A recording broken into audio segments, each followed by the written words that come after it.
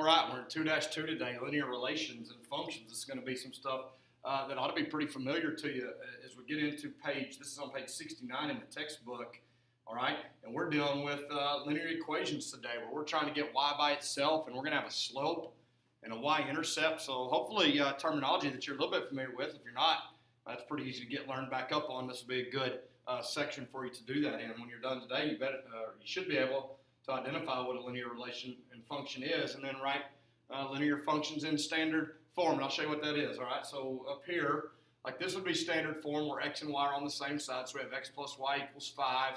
All right, 5 being the y-intercept right there. You can tell this is negative slope. So where you've done this before is you've gotten y by itself or put it in slope-intercept form. And just to kind of give you some terms that probably haven't heard in a while, but we're back on them. Right here in example 1, nothing really to write down, but we need to make sure that we understand what is linear and what is not. If you look up here towards the top of where we get started, it kind of gives you some examples that are linear and some that are not. For me, the shortcut, and that's not always the shortest thing to do, but the way to tell is to get y by itself and see if you have a true slope and a y-intercept, even if your y-intercept is 0. So something like this, where we get a slope times x, all right?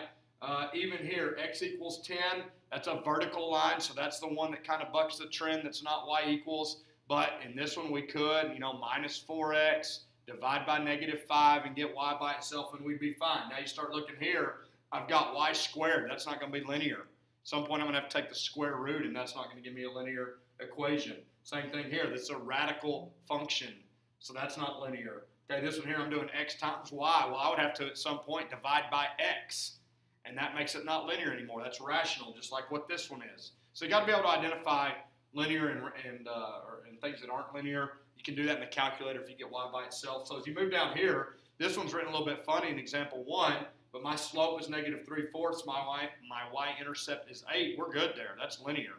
Okay? You might want to rewrite this if we're doing that for real, but you can just look at that and tell, yes, that's linear, it has a slope and a y-intercept. Now here, with an x in the denominator, that's called rational. That is not a linear function. You can see that. It's kind of like this one up here. And in this one, it has 3, or y equals, or kind of y equals. It says g of x comma y. That's just an ordered pair input. Equals 3 times x times y. When we have that times x times y, if I were solving for y, I would end up dividing by x, and that would not be linear. Look down here at guided practice. This x in the denominator gives it away. It's not linear. That one's rational. Now over here, we're good. The fractions are fine. Negative 3/2 is my slope. 1/3 is my y-intercept, so 1b would be linear. Nothing really to write down there. That's pretty good stuff just to look at and make sure that you know. All right, we're at this word problem. It says the growth rate of a sample of Bermuda grass is given by this function, and it says this. So this is example 2. And it says that f of x, remember for us, that just means y, or that's our output, however you want to look at that, all right, is this, 5.9x plus 3.25. That's definitely linear. All right, it tells you f of x is the total height in inches, x days after initial measurement. So this is going to tell us the height. All right, this is the days that we're seeing how long this Bermuda grows. And let's go into this first part of this first question.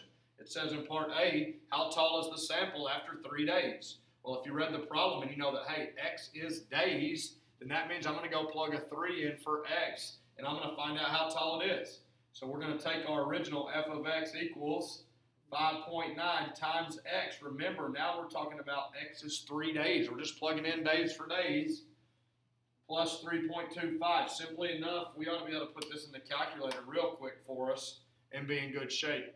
So that's 5.9 times what we know is that we're letting that Bermuda grow for 3 days.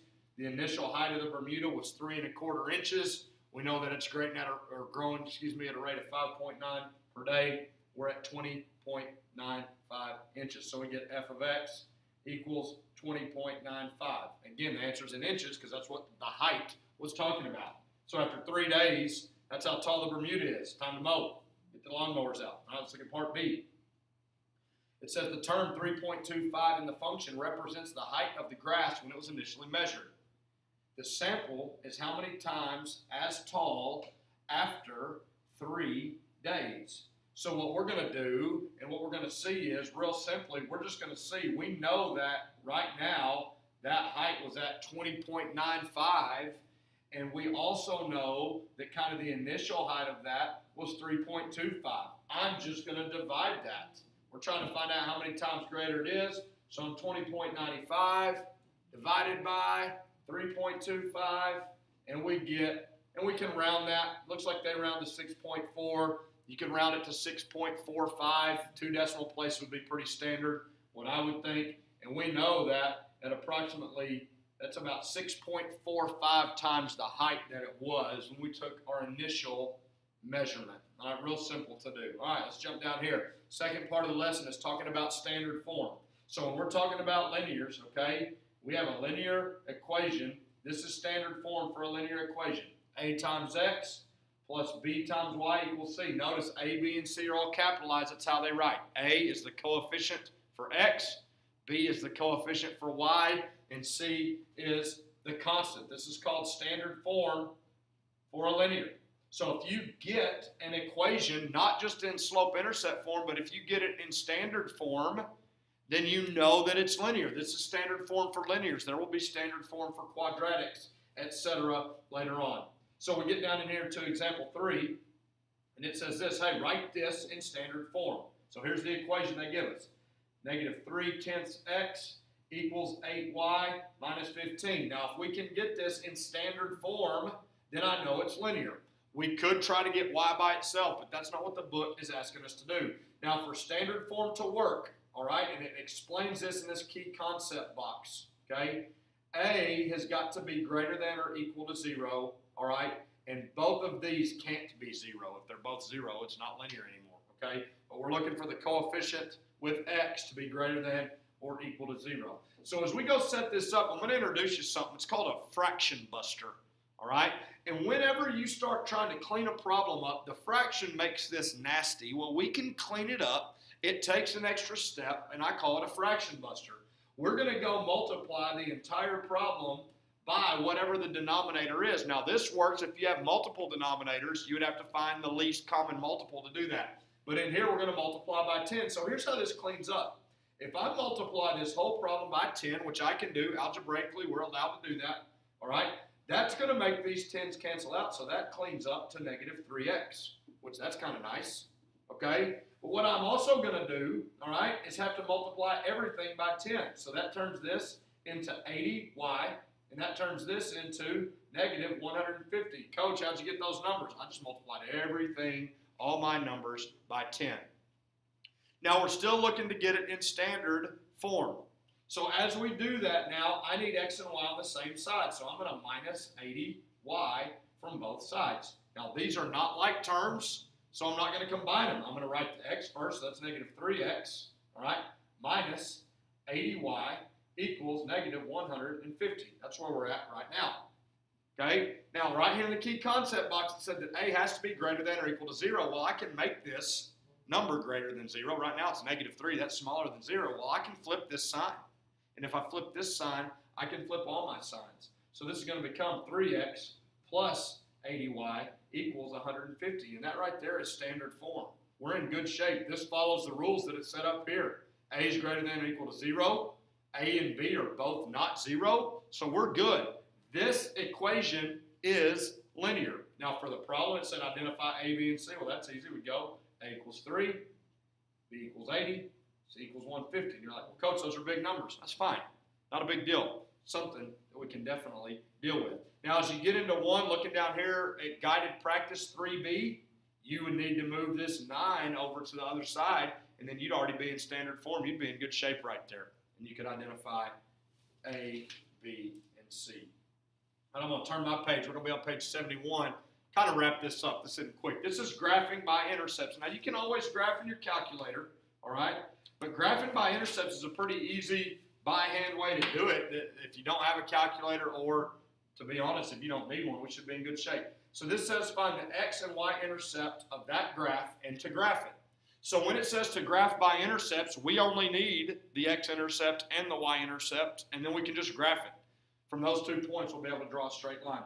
So here it is. This is example 4. Here's what they give us. They say 2x minus 3y plus 8 equals 0. Now, for our intents and purposes, to get a nice practice in, let's go ahead and get this in standard form. That's not something you have to do. If If you follow the work in the book, they don't get this in standard form, but we're going to here just to practice. So to get this in standard form, the constant has to move. So I need to subtract 8 from both sides. I get 2x minus 3y equals negative 8. All right, so we're linear, we're good. A is greater than or equal to 0. A and B, they're not both 0, so we're in good shape. All right, so here's how we're going to graph by intercepts now. So when you have a graph, old XY graph, any time that you graph the x-intercept, so any of these points, any of them, at the origin, wherever, the x is always going to be, whatever the dot is, but the y is always going to be 0. So anytime you have an x-intercept, or where the graph crosses the x-axis, the y is 0 every time. So I can plug 0 in for y and find specifically for this graph where the x-intercept is. All right? So I'm going to do that. All right? I'm going to kind of come over here and go, all right, we're going to find our x-intercept first. So here's how we're going to do that. I'm going to do 2x minus 3 times 0 equals negative 8. Let me explain that again. Every time we have an x-intercept, or a place on the graph where the x-axis is crossed, the y is 0 every time. Okay? So if you know, hey, x-intercept, my y is 0, we can plug that in. Negative 3 times 0 is 0. This part cancels out, and I'm left with 2x equals negative 8. I divide by 2 very quickly, and I get x equals negative 4. For this problem, that is where the x-intercept is going to be. Now, this is an ordered pair, so I like to come back up here below my x-intercept, put, okay, my x-intercept is negative 4, comma 0. All right? So in a second, when we graph it, we've got that data. All right, let's find the y-intercept now. So to find the y-intercept, it's very similar. We just flip-flop what we know and what we're solving for. So I had 2x minus 3y equals negative 8 was my original problem. This time, if I'm going to write my y-intercept, what I know right now is that the x equals 0. That's what happens on a y-intercept. Anytime the y-axis is crossed anywhere, not just on my graph, anywhere, the x value is 0 at that point. So we're going to plug in 0 for x. So this becomes 2 times 0 minus 3y equals negative 8. Now, I get a lot of people that get this backwards. They're like, oh, I'm solving for x-intercept. I'm going to plug in 0 for x. No, no, no. It's always opposite. Whatever intercept you want to find, plug in 0 for the other one. If you want to find y-intercept, plug in 0 for x.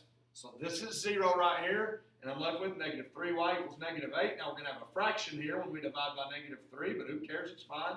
Y equals 8/3. All right? No big deal at all. So my y-intercept is 0, 8/3. Sorry, it's a little bit small. But here it is, 8/3 right there. So now I have 2 points on this graph, and we can go graph this thing. Should be pretty simple. All right, so I draw my x, y. I'm going to assume you're counting by ones unless you label it differently, okay? So let's go graph our intercept. So the x-intercept is at negative 4, 0. All right, so negative 4, 0 is our x-intercept right there. I always like labeling the points. That way I know you know what you're talking about when you come get some help. All right, so my y-intercept is at 0, 8/3. Now you're like, well, I'm not good at what 8/3 is. Well, don't be. Let your calculator help you out. All right, do 8 divided by 3. Okay, so it's between 2 and 3, a little bit closer to 3. It's 2 2/3 right there. So I go up 1, 2, 3. We said we're a little bit closer to 3, but we're in between 2 and 3. There's my y-intercept there of 0, 8/3. And guess what? We're ready to draw our line. Okay? Not a great line drawer. Didn't have a ruler out. Be fine. And there's our graph.